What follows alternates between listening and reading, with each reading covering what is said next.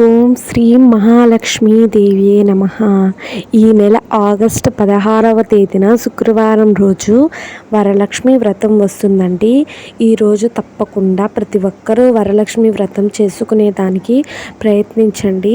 అమ్మవారి అనుగ్రహంతో, అంటే వరలక్ష్మి అంటే వరాలిచ్చే తల్లి అనుగ్రహం పొంది సకల సంపదలు కలిగే విధంగా పూజలు చేయండి. తప్పకుండా కలిసి వస్తుంది.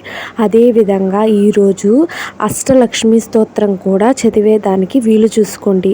అష్టలక్ష్మి స్తోత్రం చదవటం వలన ఆర్థికంగా ప్రతి ఒక్కరికి తప్పకుండా కలిసి వస్తుంది.